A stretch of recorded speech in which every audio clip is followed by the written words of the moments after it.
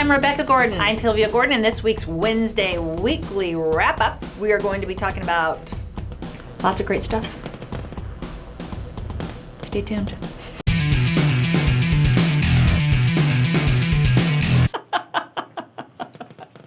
all that a whole came, bunch of stuff. Stuff's what came to mind. Stuff that happened this week. This boa is so itchy. I've decided, when did people wear boas?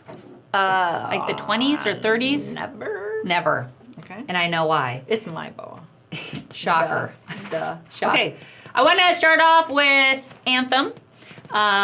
April 1st, everybody should have gotten notification about them advancing with all their med subs, which is super cool. And you can go and download and print off the advanced payment commission form for your state if you go into your portal.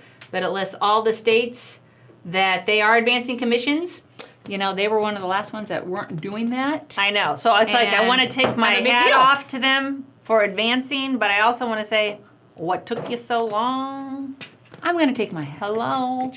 Take my glasses on and off. I might take your the boa off to that. Oh my God. Okay, I want to say that United Healthcare is doing something I consider to be very smart, but it's a little controversial in the market in that if they have an agent that gets contracted, certified, appointed, spends all that time and money of the carrier to get ready to sell, and you don't sell even one piece of business, nothing, not one Part D, nothing.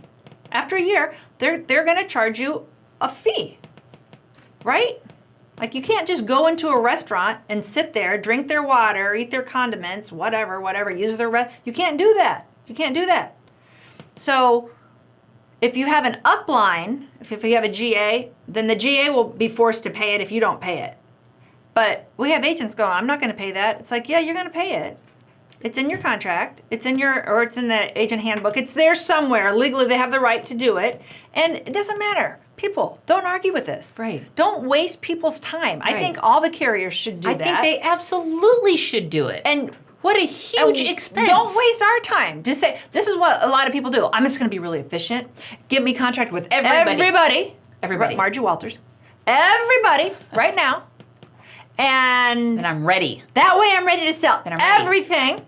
And I'll be like, these carriers aren't even in your state. And these don't have any network in yours in Fort Wayne, and blah, blah, blah. That's okay. I just want it all done. Well, the carriers are fighting back against that. United's leading the way saying, no, don't waste our time. If you don't want to sell our products, no problem. That's cool. Just don't get contracted. Yeah. Or maybe wait until you're ready to sell our products. We'll still be here. Or the plan is strong, because the plan, 1 year it's strong here, 1 year it's strong there. Maybe we have a problem with the network there. Don't like it. Don't waste our time, or you're going to pay some money. And it's if you're appointed in more than one state, the fee is actually more than whatever it is. Hey. And I expect to see other carriers follow suit. As they should. I totally agree. I want to talk about we've been living through COVID-19, and unemployment is huge. Small businesses are getting crushed. I just saw something on the news today where New Jersey is petitioning to all their small businesses to open up. And just being in Noblesville, I've seen businesses gone, right? Like their storefronts are empty. However, publicly traded insurers have reported that they are feeling little to no effect from the virus, that their bottom line is ramping up. Okay, so this is a little bit of irony in the middle of a pandemic. This is from Modern Healthcare. A little bit of irony that the nation's largest insurers had really strong profits. They're doing really well. But why is that? Or potentially why is that? Everybody had to all of our physicians had to put all planned procedures, surgeries on hold. And they were all taken to go into the hospitals to deal with the COVID patients coming in.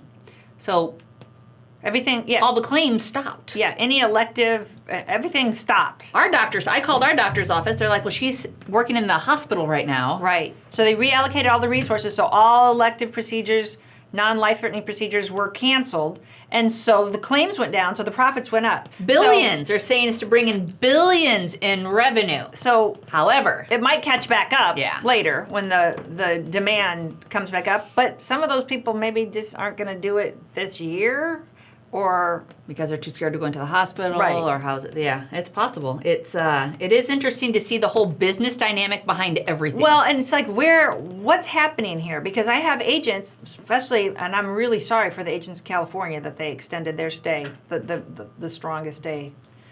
That they're like, I don't know what I'm going to do here if I can't go see clients, Right. and I'm too old to change my whole business model. I don't know what I'm going to do. So agents are struggling, but the doctors' offices. Oh my God. So a lot of them have really, really gotten hurt and are going to go under. And a lot of small hospitals are really getting hurt. yeah. So it's interesting because payments for COVID are high.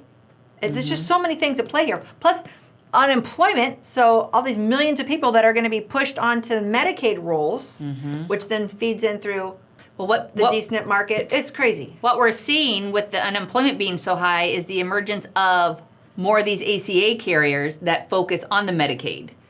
So like a Molina or a Centene, you know, they're more looking for the Medicaid beneficiary under 65. So you're hearing and seeing carriers in the under 65 market really ramping up because of the huge unemployment to fall somewhere in that ACA market. So that's another thing brewing that I'm not really sure how that's going to shake out or who the players will be, because we all know that was a huge debacle. So I want to talk about health assessments. So health assessments are huge, and Most people aren't doing it. They didn't do it. And a lot of that is because some of the carriers rolled out and they said, we It's only did it on clunky. D-SNP, or we only did it if you're, and we only, you and gotta be now, certified. I think you will find this AEP that almost all the carriers are going to do it on all the plans, at least that's my supposition, because it benefits the carriers Absolutely. tremendously. And it benefits the agents because the agents can make some extra money. So We're rolling out training now. go talk to your marketer now. Learn it now, because once all the exams open up in June, y'all too busy. Yeah. You got. We missed it. Then you're all of a sudden you're in the melee, and then you're open supplies, and it's crazy, and then you don't know how to do it. But roughly, the administration fee for these are what? It's like $50. $50. But it's $50 per case. Dang. Easy money, and you can do it on everybody. Most of them are. It used to be just D-SNPs, or Right. They're rolling it out. Most of them to everybody. Of course, this does vary by carrier, so check with us. Again, my supposition is that when the 2021 stuff comes out, that almost everybody's going to have it. They should. So learn it. And if you're an upline with downline agents, make them learn it. Go right now. They've made it easier. Before a lot of them had to do special testing and you had to wait. They've streamlined it. There's no reason why you should not get that extra amount of money on every case. It's a good thing. It does not hurt anybody. Yeah. So look for our webinars. We'll be doing those coming in the next week. Doing it right now. Right now. On a compliance note, I had some agents that alerted me to some bad agents. Of course, they weren't with us. And they're like, we turned these people in. We turned them into the carrier. We turned them into the local market. We turned them into the state. Nothing's happening. And this was like, I don't know, 18 months ago, 2 years ago. And I said, you did everything you could do. Okay, now the wheels just have to grind. And they were really disheartened. Like, these people did bad things. Right. What they were doing is they were enrolling people without their consent. They already had their files. Yeah. And so they were just doing. Right. And they were, the agents were like, nobody cares. And it's like, yeah, everybody cares. Yeah. Trust me. None of us want any bad actors in the market. Right. But there is due process. And so it has to be investigated, and they have to have their opportunity to have their. But so the good news is that those agents finally were terminated. So it did take a while. It did take 18 months to 2 years, but they were terminated. They're washed out of the program. Do you think they're going to come stalk us now? No. Okay, good. I mean, I don't know them. I know their names, but I just want to say, do the right thing. If you find people that are bad actors, Get them out. yeah, get them out. Clean it. It's our industry. Right. It's our reputation. It's our- So, and don't be disheartened if it does take a while. I mean, that's the beauty system. of the system is that people aren't going to be just, boom, summarily terminated and their Right. livelihood taken away, that there is a process. But they could be innocent. That's all I got. Okay, happy selling. Thanks for tuning in.